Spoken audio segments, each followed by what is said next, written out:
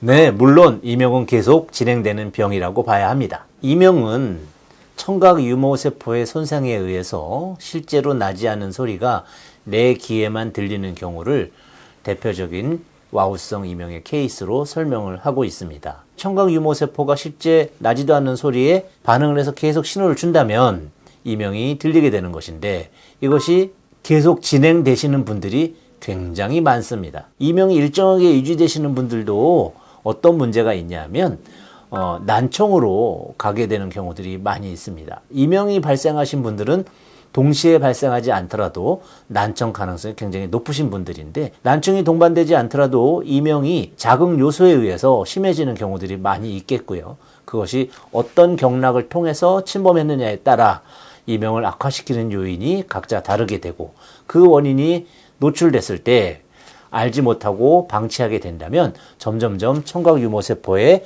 쓰러짐이 심해지게 됩니다. 이렇게 서 있으면서 해당하는 소리에 반응을 하는 구조체인데 뭔가에 의해서 부러진 것이거든요. 근데 이 부러진 각도가 점점 쓰러지면서 여기서 새어나오는 신경전달 물질의 양이 폭증하게 되면 갑작스럽게 소리가 커지는 것이고, 그 소리가 수면을 방해할 정도의 신호전기로 변환된다면 이제 수면장애를 유발하게 되고, 그 수면장애와 이명이 서로 악영향을 주면서 점점점 커지게 되는 것입니다. 그래서 실제 저희 병원에서 입원해서 치료하시는 분들 중에는 수면을 하지 못할 정도로 심하신 분들도 상당수 계신데, 그럴 경우에 악화인자를 차단을 해서 음주나 어떤 수면장애에 대한 부분을 같이 겸해서 치료를 해드린다는 방법을 통해서 악화를 막는 데에 먼저 주력하게 되고, 그 이후에 이제 본격적인 치료를 하게 되거든요.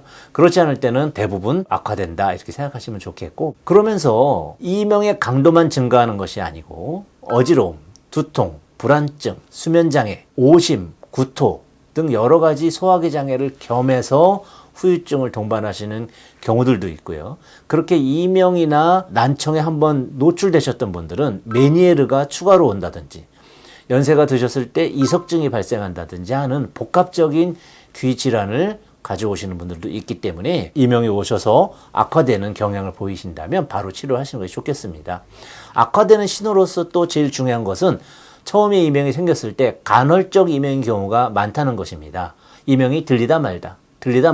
그것이 뭐 몇 달에 한 번, 또 이명이 울리는 시간이 몇 초, 3초, 10초 이런 분들은 대부분 이제 걱정을 안 하시게 되는 것이죠.